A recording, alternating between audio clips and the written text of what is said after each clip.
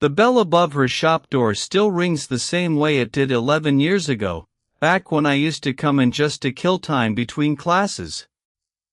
Now I come in because I don't know where else to put myself.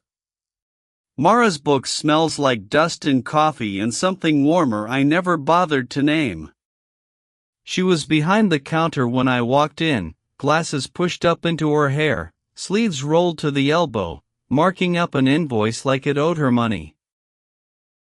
"You look like a man who got yelled at," she said, not looking up. "I look that obvious?" "You always do." Then she did look up, and something in her face softened the way it only does for me. I used to think that was just how she was. Now I'm not so sure. I told her about the fight with my wife. The same fight, really, just wearing a different shirt. Mara listened the way she always has, the elbows on the counter, chin propped on her knuckles, nodding at the right places like she'd already lived it once herself. Then she reached over and fixed my collar. Just reached across the counter and folded it down, like she'd done it 100 times, like her hand knew the way there without asking me first. "There," she said. Her fingers stayed a half-second too long against my throat. Neither of us moved. "Better," I said, and my voice came out wrong. "Rougher." She went back to her invoice like nothing happened. I went back to my coffee like I believed her. But I drove home the long way that night, replaying the exact weight of her hand on my collar, and I couldn't for the life of me remember what my wife and I had even been fighting about. I started coming by on Thursdays to help her restock the backroom, heavy boxes, high shelves, things she could technically do herself but never argued when I offered. We didn't talk about the collar thing. We didn't talk about a lot of things. That Thursday she was quieter than usual. Stacking paperbacks with more force than paperbacks require. "You okay?" "Fine." The word came out clipped, like a door shutting. I kept working. Didn't push. I'd learned that with her push, and she'd just get more polished, more composed, until you couldn't find the actual person underneath the good posture. So I waited, handing her books, watching her hands. She has this habit of running her thumb along a spine before she shelves it, like she's checking it's still whole. Halfway through the second box, she stopped.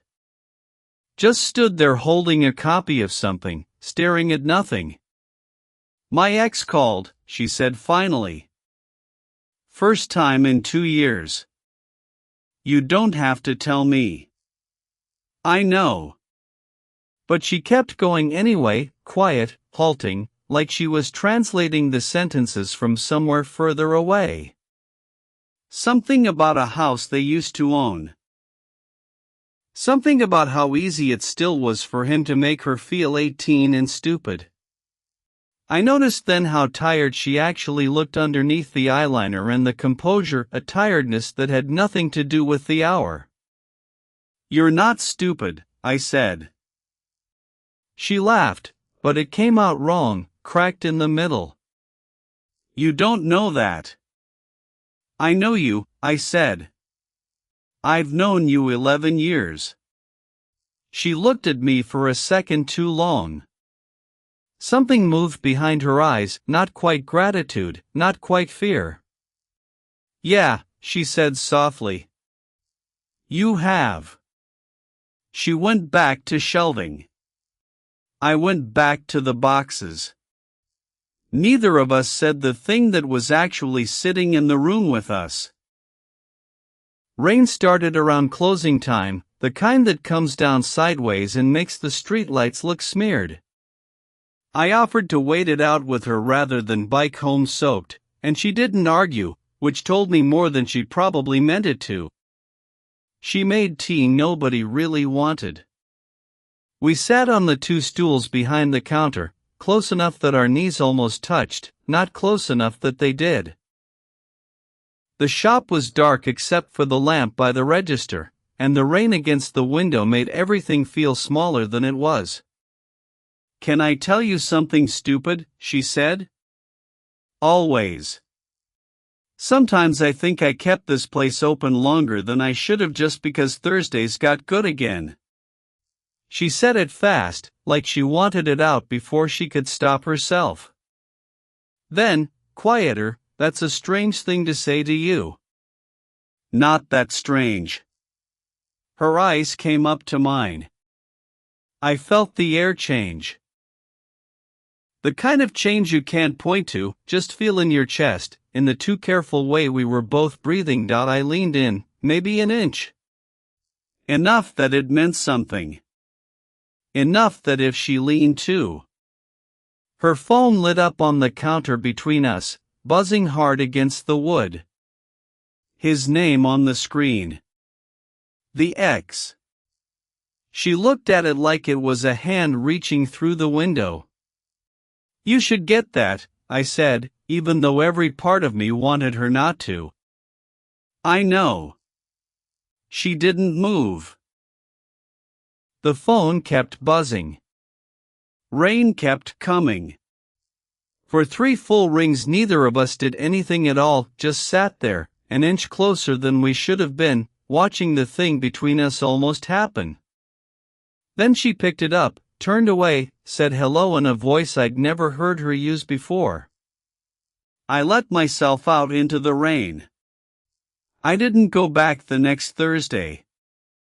Told myself it was work. It wasn't. She texted on Sunday, "Just you disappeared." And something about the plainness of it undid me more than anything charged would have. I went over that night instead of waiting for Thursday to give me an excuse. She opened the door already knowing why I'd come. Didn't say hello.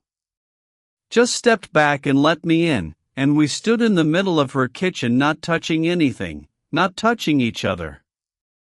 "What are we doing?" I said. It came out smaller than I meant it to. "I don't know." She wrapped her arms around herself, like she was cold, though it wasn't cold. "I've been trying to call it something normal. Friendship. Habit. I keep running out of words that fit." "Me too." "You're 26. I know how old I am. I have a whole life you weren't there for. A marriage that ended before you could drive." She said it like an accusation aimed at herself, not me. I don't know how to be careless about this the way you can afford to be. I'm not being careless. My voice cracked on it, which surprised us both. "I've thought about you more than I've thought about anything in years." "That's not careless. That's just, I don't know what that is." She looked at me a long time. Long enough that the silence stopped being empty and started being its own kind of answer. "I'm scared," she said finally, so quiet I almost missed it, "that I want you to keep thinking about me. And that makes me the worst kind of person I know." Neither of us moved toward the other. We just stood there, 2 feet apart, further than we'd ever been. I found the photo by accident. She'd asked me to grab a ladder from the storage closet behind her office, and a shoebox came down with it, spilling across the floor old photographs, the kind nobody prints anymore. One of them stopped me. A younger Mara, maybe 25, laughing at someone off camera, her whole face open in a way I'd never actually seen in person. Standing next to her, a man with my build.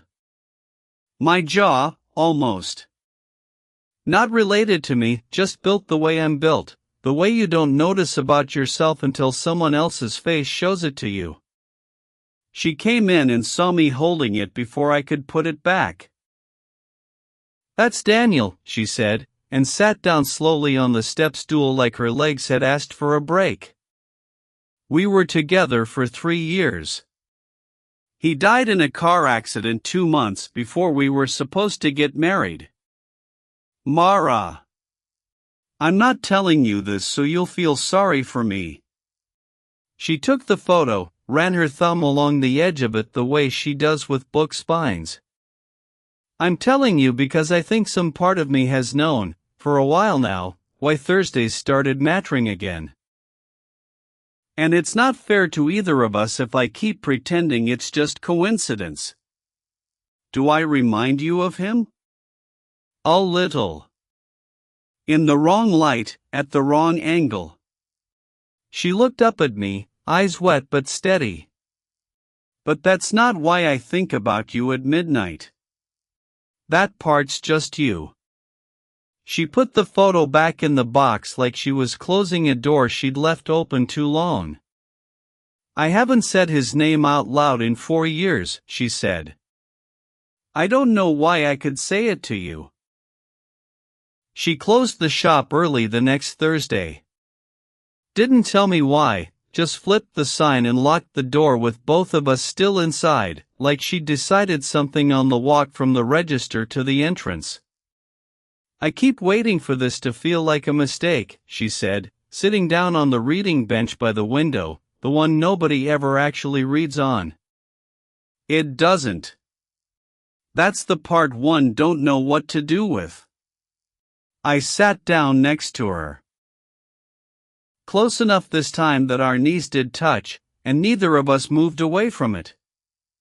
I stopped waiting for it to feel like a mistake a while ago, I said. That's because you're 26 and reckless. Maybe.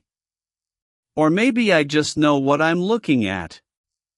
She almost laughed, and it almost worked, but her breath caught somewhere in the middle of it and came out closer to a sigh. She looked down at my hand on the bench between us, not reaching, just there, and after a moment she put hers over it. Not dramatic. Just settled it there, like setting down something she'd been carrying too long. We didn't say anything for a while. The streetlight outside buzzed on, throwing orange across the floor between the shelves. Somewhere a car went by too fast. She leaned her head against my shoulder. Small motion. Enormous weight behind it. I'm not going to be able to explain this to anyone, she said. You don't have to explain it to anyone but me. That's the scariest sentence you've said yet. I know. She didn't lift her head. I didn't ask her to. We just sat there, her hand over mine, the shop dark around us, both of us finally still. People ask me sometimes how it happened, like there was a single door we walked through together. There wasn't. It was 11 years of Thursdays, and then one ordinary evening where neither of us pretended anymore. Mara still runs the shop. I still come by more than any reasonable schedule would explain, except now I don't need an excuse, and neither of us pretends I do. She still fixes my collar sometimes, out of habit, and I still forget how to breathe right when she does it, and we've both stopped acting like that's strange. I used to think love was supposed to announce itself, some clean, cinematic moment where everything clicks. It wasn't like that. It was slower and quieter and harder than that, full of almosts and bad timing and a photograph I wasn't supposed to find. It asked both of us to be a little braver than we wanted to be. She had to let go of guilt that wasn't really hers to carry. I had to stop needing her to prove something to me and just let myself want her, plainly, without turning it into a wound. We don't talk about the age thing much anymore. People still do, sometimes, in the careful way people talk about things they don't understand. We let them. It's not their Thursdays. What I know now is that some people don't find you at the right time. They just find you, and the rest is a decision you keep making, one ordinary evening after another. The shop bell still rings the same way it always did. It just means something different now. If this story made you feel something, let me know in the comments. Would you want more stories like this?